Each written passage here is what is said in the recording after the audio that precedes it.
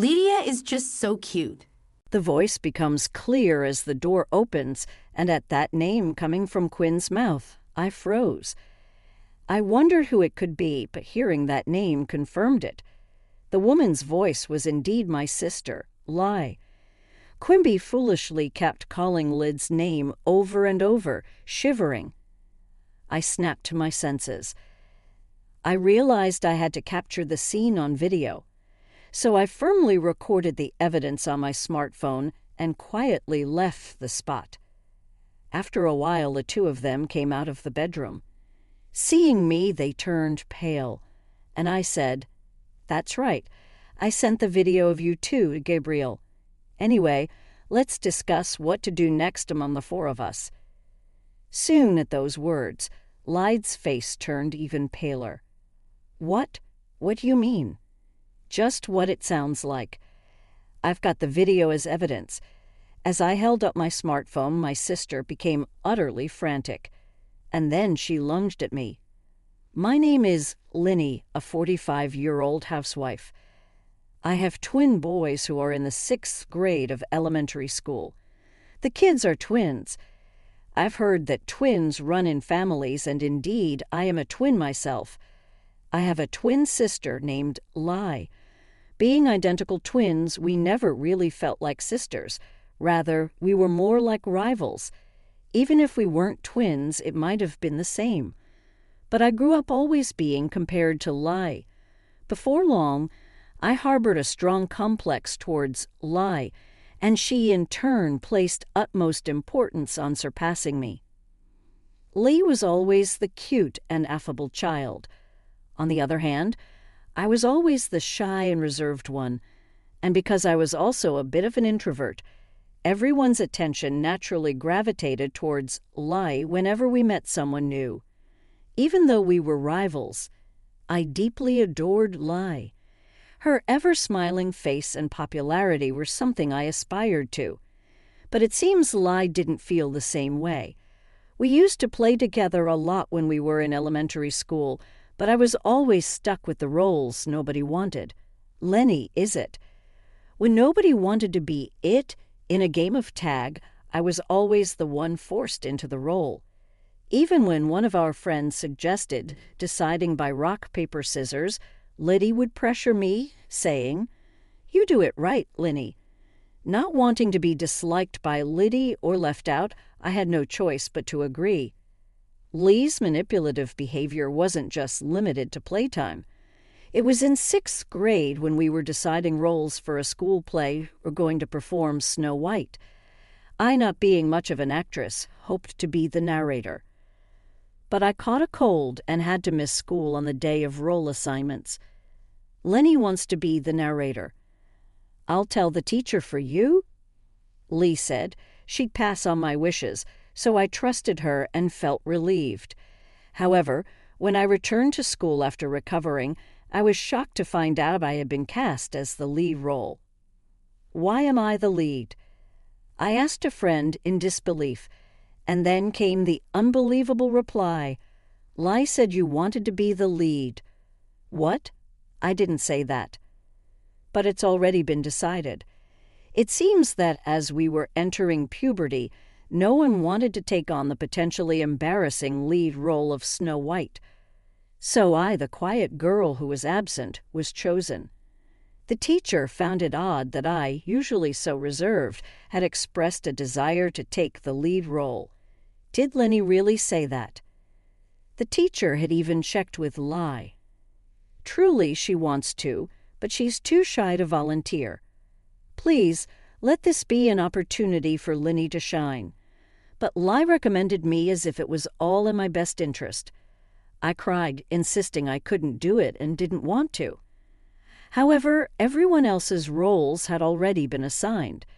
Chastised by teachers and parents alike, I somehow managed to pull through. Thanks to that effort, the play was a huge success. Teachers, parents, and friends all praised me. But amidst all this, only Lai looked on displeased. Anyone could have done that. Getting all that praise for such a little thing is just silly. And so she began to openly resent me. That was the moment I truly felt Lai's dislike. After that, she stopped inviting me to play.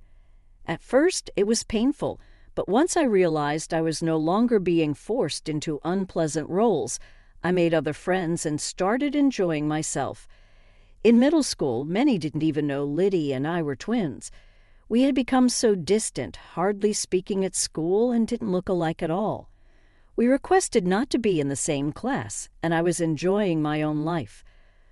But then one day, as I was studying for high school entrance exams, Liddy approached me. "Studying. Have you decided which high school you're applying to?" "Yeah, thinking of going for a high school." A high school was the newest and closest school to our house, boasting a competitive entrance difficulty. I had been working hard for 3 years because I really wanted to get into that school. But Lai, unaware of my efforts, laughed when she heard my choice of high school. "Hey, high school. You've got to be kidding, right? Why don't you just go to be high school with me? It sounds like you wouldn't even need to study much for that." Liddy always managed to bend me to her will, but I didn't want her dictating my choice of high school, too. For the first time, I stood up to her. "I've decided to go to a high school you don't know if it's impossible for me. If you don't want to study, that's fine, but don't get in my way," I said, turning away from her and going back to my textbook. "What's that tone to your older sister?" Angered by my response, Lai grabbed my textbook and threw it on the floor. "What are you doing? Even if you study, it's a waste. You know you're destined to be my slave and go to be high school together." That day we ended up in a physical fight. Our parents came running when they heard the commotion and pulled us apart. But by then my textbook was torn to pieces. But more than that, my heart was shattered by hearing Lai's true feelings about me. To Lai, I was just a convenient target for all the unpleasant things. Realizing that Lai saw me as her slave was a clear awakening. But I didn't give up on studying. Fortunately, my parents contacted the school for me, and I got a new textbook. With my parents' support, Lai no longer interfered with my studies, and I was able to dedicate myself to them and successfully got into my chosen school. As she had initially declared, Lai barely studied for the exams and went on to be high school.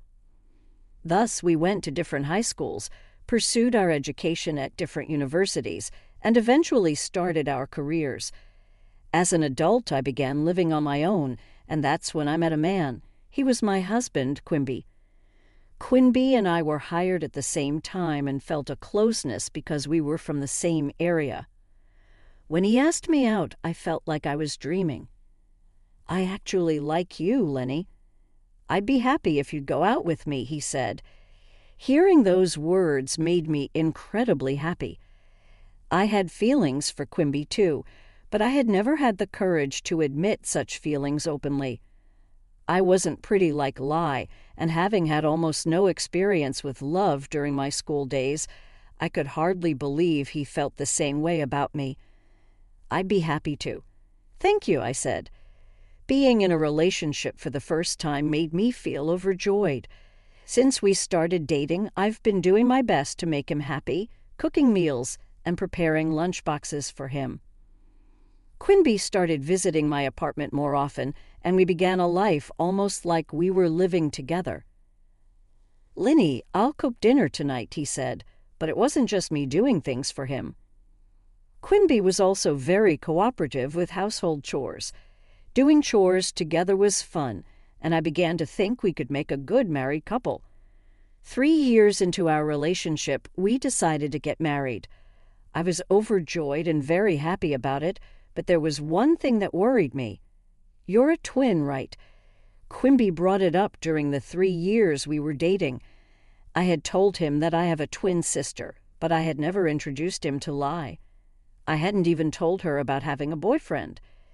Since that big fight in middle school, there had been a deep rift between us. "Yeah, that's right." But if we were getting married, it was inevitable that Lai and Quimby would meet. The thought of how Lai might scorn us made me anxious, but I knew I had to introduce them at some point. "What?" "Married." Since when? And when I finally called Lie after a long time, she seemed surprised by my news and raised her voice. I had told my parents, but it seems Lie hadn't heard about it yet. Yeah, and I want to introduce Lie to the man I'm going to marry. I'm busy, you know. Well, if you insist, I guess I could meet him. Lie was as condescending as ever, so I asked her to make some time for us. Lie hadn't changed since we were kids. I figured I had to be the adult and humble myself. We went back home to meet Lie on her day off. Quimby suggested we all have a meal together with our parents, so we arranged to meet at a restaurant. And then, on the day, we went to the restaurant. But even when the time came, Lie didn't show up. Lie's late. I thought she said she'd be on time. Sorry, Quimby. Don't worry about it. She'll show up eventually. Let's just wait a bit longer. Both my parents and I felt bad for keeping Quimby waiting. 15 minutes past the scheduled time, Lie showed up in a flashy dress. Sorry, did you wait? We did. What's with the outfit? Well, it's kind of like a meet and greet, right? Thought I should dress up. I couldn't help but be exasperated by her. Not just me, but our parents just gave a wry smile. If she knew it was a meet and greet, I wished she hadn't been late without even messaging, especially not for the sake of getting dressed up. Seemed immature for an adult. But wanting to keep the peace, I swallowed my words. We introduced Lie and Quimby to each other. Wow, Linny, you've snagged a good-looking one. Working at the same place means he must be earning well. Lee made several rude remarks to Quimby on their first meeting. What do you do in your free time with Lenny? No, before you started dating Lenny. She grilled Quimby like it was a speed dating session. Despite our parents' attempts to stop her, Lie kept going, saying, "It's fine. I want to know what kind of man Lenny's husband will be." Quimby was gracious, saying, "Don't worry about it," and entertained Lie throughout. By the end of the meal, I was exhausted and sighing. However, it didn't end there. Lie's quite the character, huh? Opposite of Lenny, I always say, "We're the least like twins ever," Quimby said with a forced smile. Maybe you should take a leaf out of Lee's book. She's always smiling, good at conversation, and cute. I was shocked at what he meant. Why don't you marry Lie, then? She even said you were handsome. I snapped back. He hurriedly apologized, saying it was just a joke and that he was glad he met me.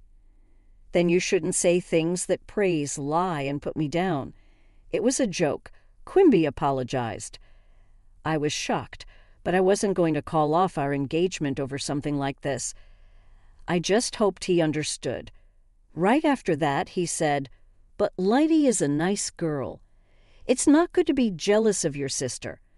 Let's all get along as a family now that we're adults. Things are different than they were." I had my reservations, but I knew our parents wanted Linny and me to get along. But I wanted Quimby to be on my side.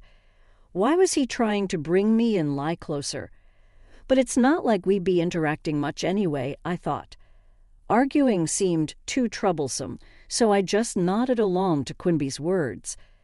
A few days later, I got a message from Lie. "Isn't Quimby too good for you? Should I take him off your hands?" I was chilled by her message. "What are you talking about?" I replied instinctively, and she called immediately. Just what I said. It's unbelievable someone as dull as Lenny will get married before me. Lie insulted me over the phone and laughed. He's high-earning and well-educated. Why not hand him over to me? We're twins. We've always shared everything, Lie said. Don't say stupid things. I yelled back at Lie.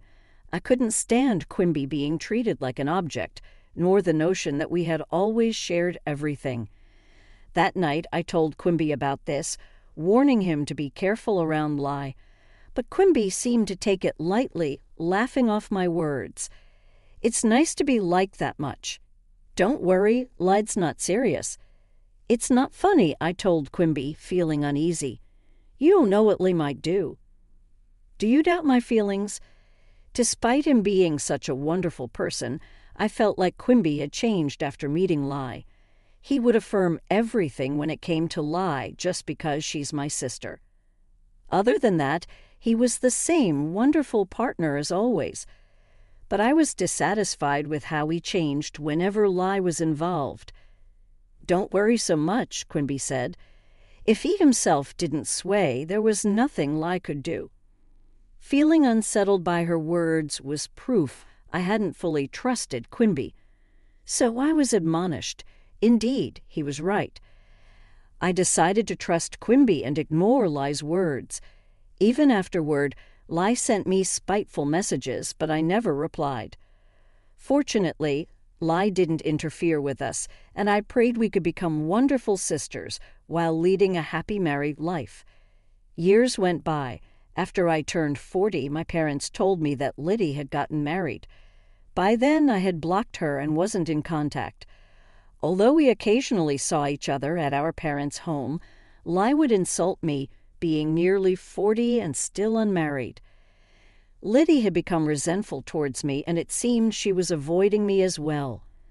I thought Lai, being quite picky, wouldn't marry, but I was genuinely glad for her when I heard she had found someone. I realized how terrible I had been when Linny got married only after I got married myself. Moreover, through my parents, Liddy apologized to me. After that, we started communicating again. Indeed, Lai had changed, becoming much calmer than before. It was as if she had returned to the Lydia I once loved. I never thought the day would come when Lai and I could laugh together again, so I was very happy. Lai even introduced me to her husband. He was about 5 years our senior, named Gabriel. He seemed to care for Lai deeply, which reassured me. Having both married Lydia, and I became closer. Our parents were very happy to see us getting along. I wanted to make up for the time we had spent apart. Then, a few years later, something happened. I became ill at work and had to leave early. I wanted to inform Quimby, but he was out on business, so I left a message with a colleague. Upon entering the house, I immediately sensed something was off. It felt like there was someone inside, even though the house was supposed to be empty. Could it be a burglar? That thought flashed through my mind as I quietly entered, listening closely. I could hear noises and voices coming from the bedroom. As I stood silently in front of the bedroom, I recognized Quimby's voice coming from inside, but I couldn't bring myself to speak up. The nature of his voice strained the blood from my face. It was unmistakably the sound of an intimate moment. The creaking of the bed confirmed my fears. I didn't need to see inside to know what was happening, and my hands trembled. However, if Quimby was cheating, I had to catch him in the act. With that thought, I carefully opened the door, with my smartphone in hand, ready to record what I saw. Inside the bedroom was even more shocking. "Lydia is really cute, isn't she?" The voice became clearer as the door opened. Hearing Quimby say her name, I froze. Now that he mentioned it, the female's voice was indeed Lai's. Quimby kept foolishly repeating Lai's name, trembling. I recorded the scene and quietly left. I sat in the dining area in shock for a while. I was supposed to be home early due to feeling unwell, but that shock made me forget my illness. Staring blankly at my phone, I just waited for this nightmare to end. Then, a few minutes later, the bedroom door opened. "I'll head back to work now, so lock up," said a voice. "Okay, it'd be nice if we could live together soon." Hearing this, I hurriedly stood up, noticing the noise. Quimby and Lydy saw me in the hallway. "Linny, why are you here?" Quimby exclaimed, turning pale. "Why is Lai here? Aren't you both supposed to be at work?" Lai looked away for a moment, but then smirked defiantly. "Why do you think?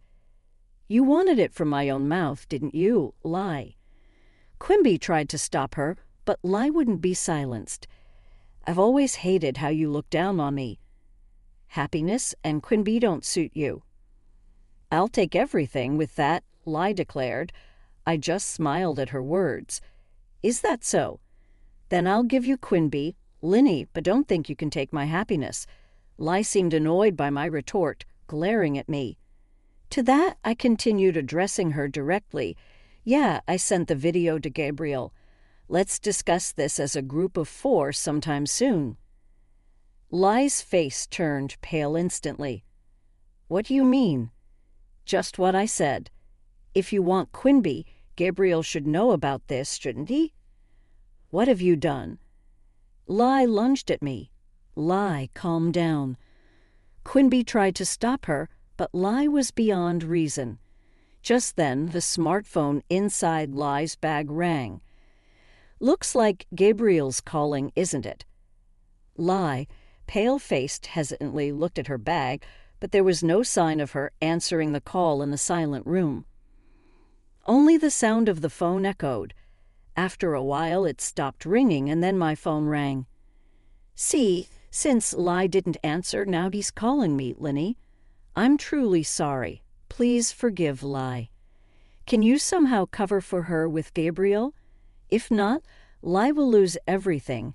Quimby started making statements as if to protect Lie. Lie, standing next to him, began to sob bitterly as if she were the tragic heroine. What Quimby said made sense. Actually, Gabriel is not only Lie's husband, but also the president of the company where she works. If Gabriel learns about Lie's infidelity, divorce talks might start, and she might not be able to continue working at his company, especially now during work hours. There's no room for sympathy, though it seems harsh. She did this knowing full well she could lose everything, I said. I can't possibly cover for her.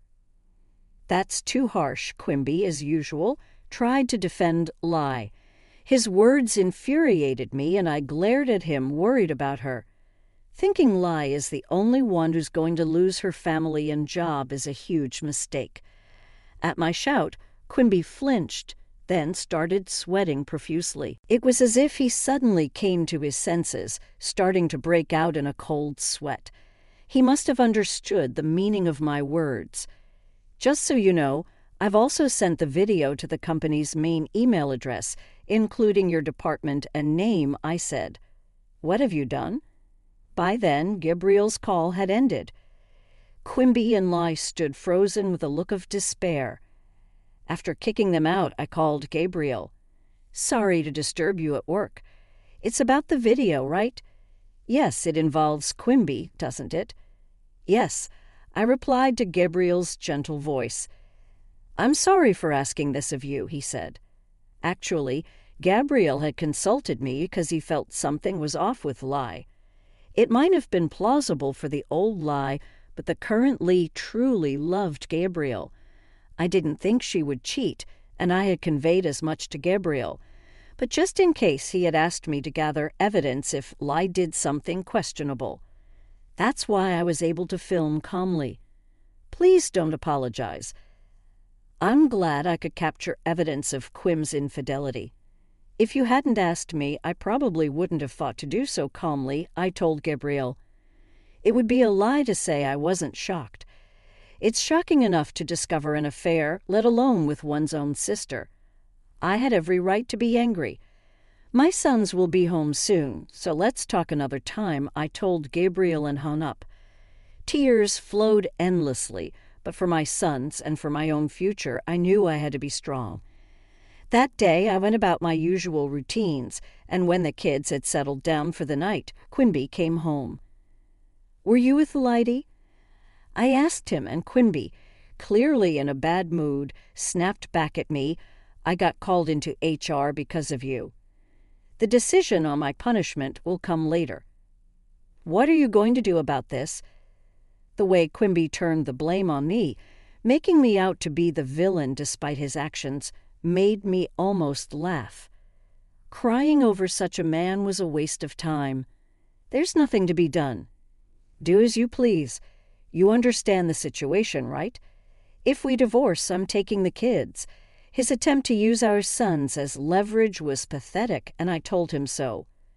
What are you talking about? You think you'll get custody after likely losing your job. Divorce is a foregone conclusion. Stop being ridiculous. Quimby had nothing to say. Of course, getting caught in adultery during work hours, dismissal seemed inevitable. Was he still so clueless about the gravity of his actions? If that's the case, then he's incredibly foolish. I'll be leaving tomorrow? Wait a minute. Can we consider starting over? Can't you forgive just one affair? Quimby, now taking a submissive stance, began apologizing to the assertive me. One time, I asked back. According to Gabriel, Lai's behavior had been odd for several months. Given Gabriel's job involves mostly being out for sales, there's a good chance she might have been returning home like this just once. Just one.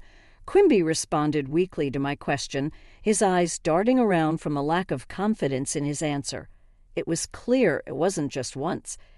It felt ridiculous to pursue it any further, so I dropped the subject. The next day, I told my sons about Quim's infidelity. They are in 6th grade now, old enough to understand that hurting and betraying others is wrong.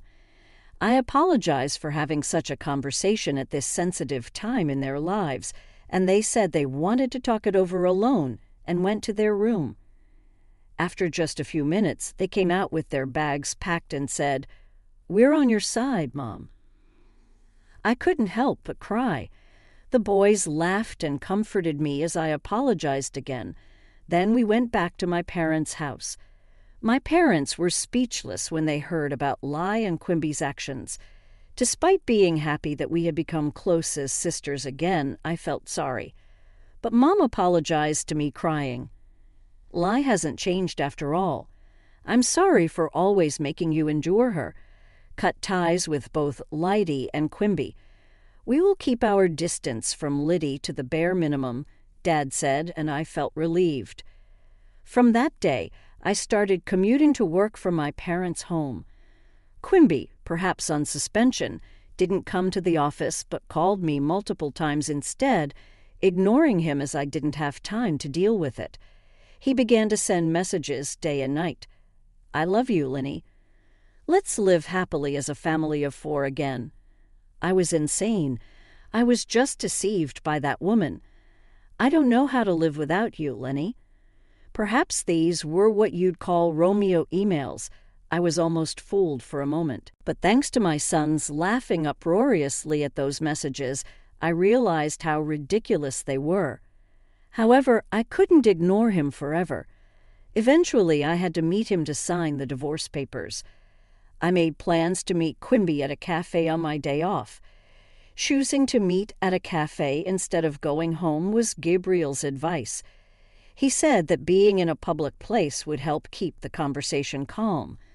When Gabriel and Liddy arrived at the cafe together, Liddy had become so thin in just a few days she looked like a different person. She must have fallen out of favor with Gabriel. Serves her right. Now both Lydie and Quimby please sign the divorce papers. It seemed Lydie was also reluctant to divorce, the two hesitating to sign. Quimby said, "It's a misunderstanding, Gabriel. It's your choice to divorce, but we won't. Are you still saying that my sons and I no longer consider you family?" I retorted. I addressed Quimby's desperate attempts. Gabriel sighed deeply and said, "You could go to court, but it's clear you'll lose. Considering the alimony and legal fees for the divorce trial, can you afford it?" Alimony for the divorce trial? Of course. You both betrayed your families. Liddy to me and Lenny. Quimby, you'll have to pay us a proper settlement in the divorce trial, I declared. Liddy started trembling silently. Her silence and weight loss now made sense. What am I supposed to do? I might be fired. How can I pay? Quimby began to argue, pale-faced. You did this to yourself. Besides, you owe child support for both kids, right, Lydie? At my words, Lydie flinched. You wanted to live together, right? You're welcome to have the house. I laughed loudly. And don't forget the mortgage payments. Quimby was taken aback, probably having forgotten about the mortgage. Both sat sweating, pale and silent in front of the divorce papers. Later, Gabriel introduced me to a lawyer, and I managed to claim alimony and legal fees and finalize the divorce. Quimby, who had resisted divorce so much, proposed to Liddy immediately after our divorce was finalized. I knew he had liked Liddy from the start. When did their affair turn serious? Hearing this, I felt nothing but disdain. Meanwhile, Liddy, who had genuinely loved Gabriel, was abandoned and eventually lost her job too. Why did she end up with Quimby despite loving Gabriel so much? Remaining puzzled, I asked Gabriel about it. He hesitated before revealing, actually, she started complaining about you a few months ago. Really complaining about how you, who were useless, got married and even have kids. It's extravagant, he explained. Could it really be because of that? I wondered. But considering Liddy's personality, it wasn't impossible. Yet the thought that she went to such lengths just to set me up was horrifying. It was because I thought you might be in danger that I consulted Lenny. But I never imagined it would lead to this with Quimby. I'm truly sorry, Gabriel said apologetically. It's okay. It's over now, and Quimby is to blame for taking up Lid's invitation as well. That concluded our conversation. Gabriel and I agreed to keep in touch for updates on the divorce compensation and legal consultations. According to him, the two, burdened with a substantial amount of divorce compensation, ended up marrying and living together. Liddy was abandoned by her parents and had nowhere else to go. It seemed she reluctantly accepted Quimby's proposal because she had no family left. From what the lawyer told me, Liddy couldn't accept that. She ended up divorcing Gabriel and marrying Quimby, whom she didn't love because of me. The lawyer mentioned getting hurled with abusive language every time he called her. While I felt sorry for the lawyer, he continued to support me firmly, perhaps because of Gabriel's presence, and I couldn't be more grateful. For a while, we'll still have to make calls to demand the divorce compensation, and it seems I'll continue to rely on their support. 5 years passed. The divorce compensation and child support were being paid on time, and my emotional wounds had largely healed. One day, after a long period of calm, the lawyer contacted me. Liddy says she has something to talk to you about, he said. I refused. Knowing her, it would likely end up with her using me as a verbal punching bag for stress relief. I decided never to trust or forgive Liddy again and asked the lawyer to convey my refusal. However, Liddy insisted it was urgent, and Quimby also requested a meeting on her behalf. Given their persistence, I reluctantly agreed. However, lacking the courage to meet them alone, I contacted Gabriel. Feeling somewhat guilty for doing so after such a long time, he gladly agreed to accompany me. And so I met with them after a long while. Quimby and Liddy were sitting at the cafe with a solemn demeanor. When Liddy saw my face, she looked slightly relieved. What's this about? Why did you call me here? I asked, and Liddy said, actually, I've developed renal failure and need to undergo dialysis. I was taken aback. It's your fault, no, both of your faults that Liddy ended up like this. She couldn't sleep without drinking alcohol, and yet because of the divorce settlement pain, she had to work. Your actions have destroyed her health. Quimby angrily blamed us, but I thought it was their own doing. Gabriel seemed to agree as he sighed and looked exasperated. So what? I'm not reducing or refunding the divorce settlement. Be thankful I agreed to installments. I stood firm, and Liddy, crying, lowered her head. I'll pay the divorce settlement, please. I'm begging you, give me a kidney, what I exclaimed loudly at her outrageous request. What are you talking about? There's no way I give it to you. When I refused, Quimby said, you were born with a twin with Liddy. For this reason, you have a duty to help her. What are you talking about?